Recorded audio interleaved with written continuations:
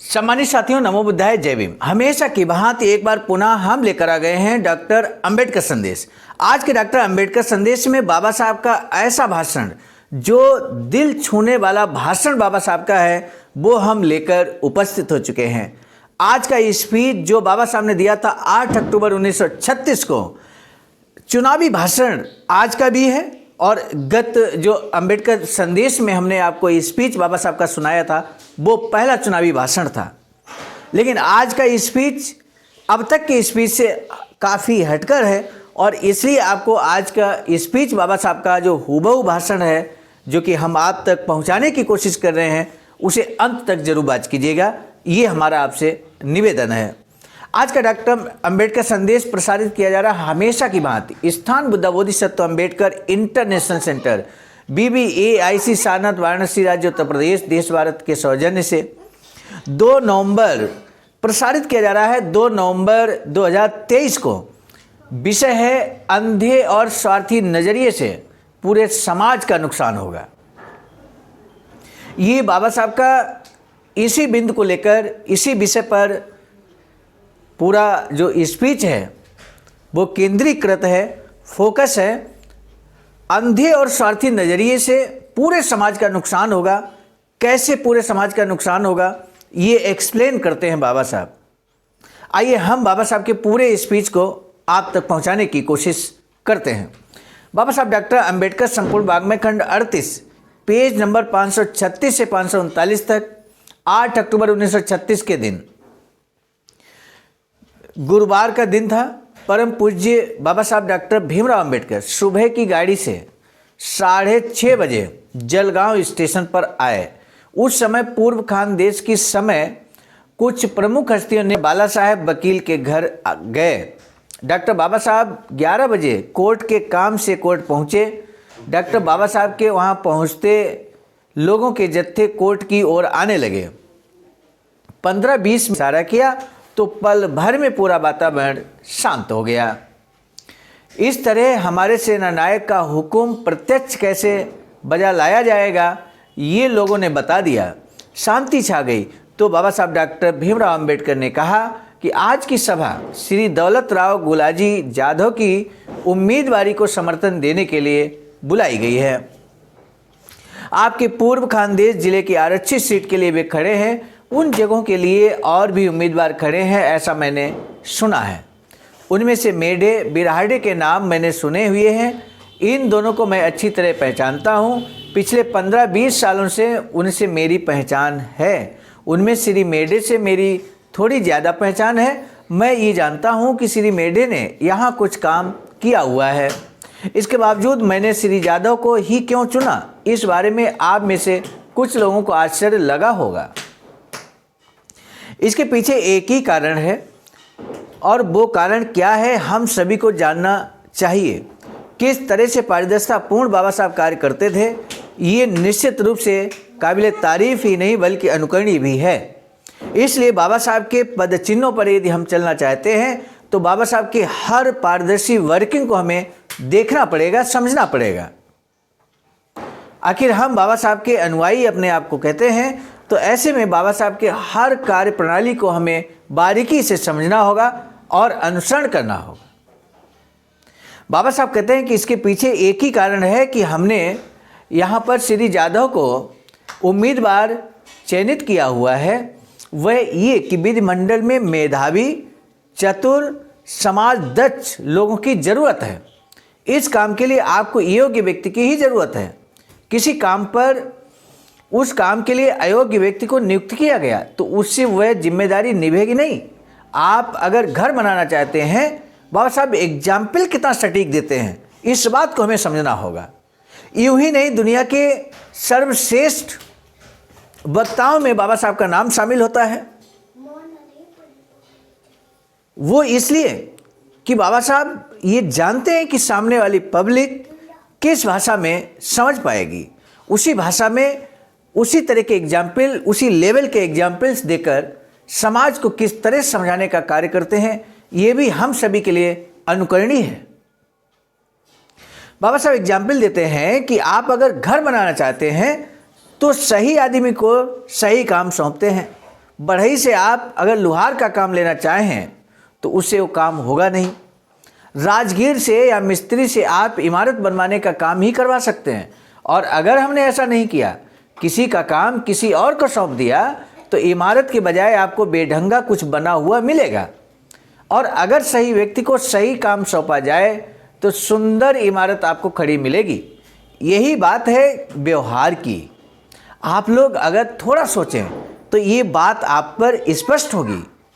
Messrs मेढे बिरहाडे महापालिका local board और school के कामों के लिए ही योग्य व्यक्ति हैं, लेकिन जो काम आप देख नहीं सकते उस काम को करने की इच्छा वे न करें। अगर वे सचमुच समाज का हित करना चाहते हैं तो थोड़ी देर के लिए वे अपने मन में सोचें और खुद तय करें कि इस काम के लिए असल में कौन लायक है। अगर वे ईमानदारी से सोचेंगे तो श्री जादव ही इस काम के लिए योग्य हैं। ये उनका मन भी उनसे कहेगा। ये काम उनसे होगा नहीं। मैं ये नहीं कहता कि वे नालायक हैं। मेरा सिर्फ यही कहना है कि हर काम के लिए हर व्यक्ति योग्य नहीं होता। जिसका काम उसी को साजे वाली बात है, और इस काम के लिए जादव अधिक लायक व्यक्ति हैं। काउंसिल का सारा काम अंग्रेजी में चलता है और इसीलिए उम्मीदवार को अच्छी अंग्रेजी आना जरूरी है। उस भाषा में कोई भी सवाल पूछने की क्षमता होनी चाहिए। वे सभी बातें केवल अंग्रेजी अच्छी तरह जानने वाले के लिए ही कर पाना संभव है। अंग्रेजी न जानने वालों का यहाँ कोई काम नहीं है। हमें जो चुनिंदा कुर्सियाँ मिली हैं उन पर केवल शोभा बढ़ाने वाले लोग हमें भेजने नहीं हैं। हमें काम करना है। आज उनके जितना शिक्षित व्यक्ति पूरे जिले में और कोई नहीं है। बाबा साहब कहते हैं उसने बीए किया है, वह मेरा कोई रिश्तेदार नहीं है और ना ही मुझे अपना भत्ता देगा। आप ही के भले के लिए मैंने उन्हें चुना है। मैंने पक्षपात नहीं किया। अच्छी तरह सभी पहलुओं पर सोचकर ही और पूर्व खानदेश का नक्शा आंखों के सामने रखकर ही मैंने जाधव को चुना है। और मैं फिर से बताता हूं कि जाधव लायक उम्मीदवार हैं।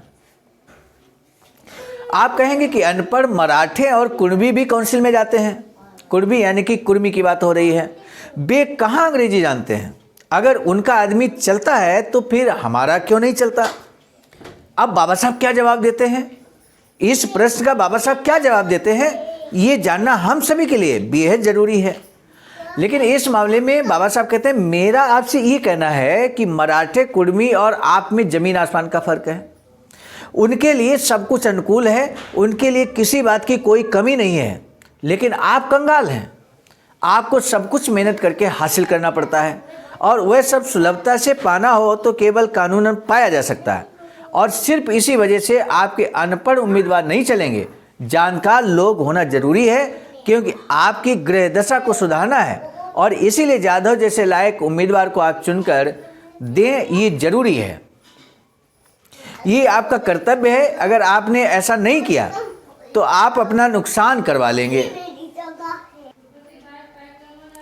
किसी ने अगर मूर्खता की भी तो आप तो ना करें। किसी एक ने चोरी की तो बाकी सब बेकार में रस्सी बांधकर फांसी न चढ़ें। पिछले 2000 सालों से आपके पूर्वज इस देश में रहते आए हैं, लेकिन आप बताइए उनमें से कौन ब्राह्मणों के पैर से पैर सटाकर बैठा है?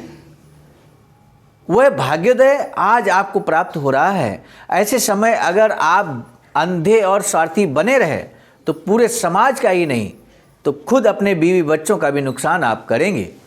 बाबा साहब स्पष्ट तौर पर कहते हैं। इसीलिए इन सभी लोगों की ओर से मैं मेसर्स मेढे बिरहाडे से विनती करता हूं कि आप समाज की उन्नति के आड़े न आएं, बिना वजह हुल्लड़ न मचाएं। लेकिन इतना कहने के बावजूद अगर वे नहीं सुनते हैं तो फिर आप क्या करेंगे? आप क्या मेरा विरोध करेंगे? तो वहाँ पर जब बाबा साहब ये आम जनमानस से कहते हैं कि आप मेरा विरोध करेंगे, तब आवाज़ आती है, भीड़ से आवाज़ आती है, जनमानस से आवाज़ आती है, दूर दूर तक जो आवाज़ गूंजती है, नहीं नहीं नहीं की। अर्थात बाबा साहब का विरोध कोई नहीं करेगा, इस तरह की आवाज़ आती है। बाबा साहब कहते हैं समाज को धोखा देंगे, तब भी वही आवाज़ आती है, नहीं नहीं नहीं। फिर आप क्या करेंगे? फिर आप करेंगे क्या?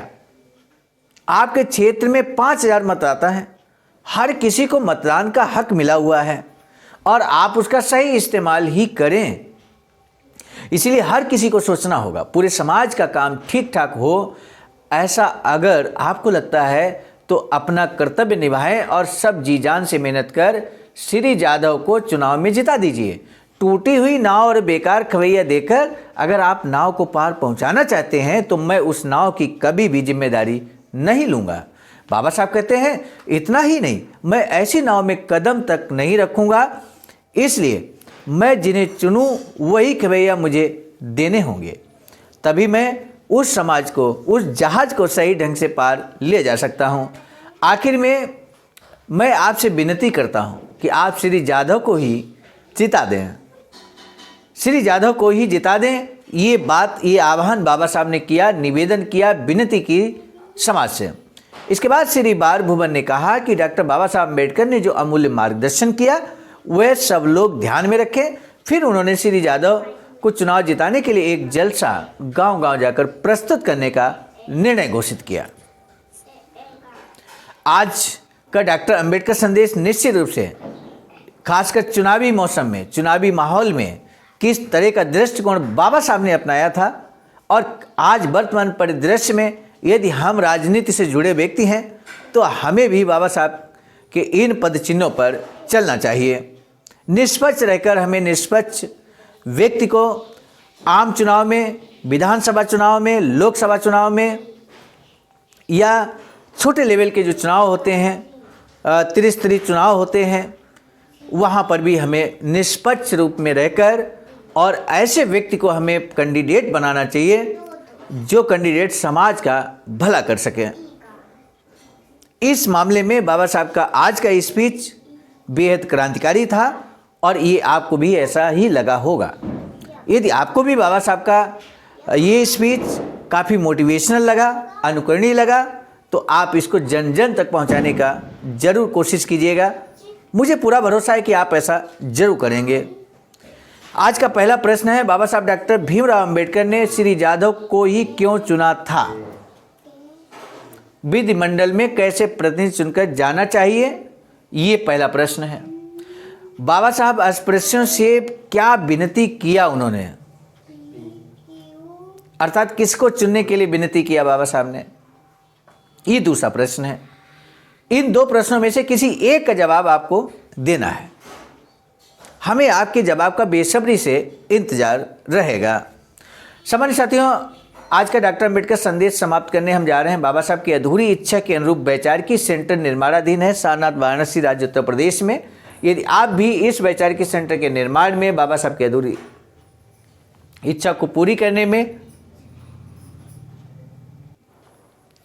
अपना अमूल्य योगदान देना चाहते हैं तो दिए गए SBI account number, IFSC code पर अपना अमूल्य योगदान कर सकते हैं।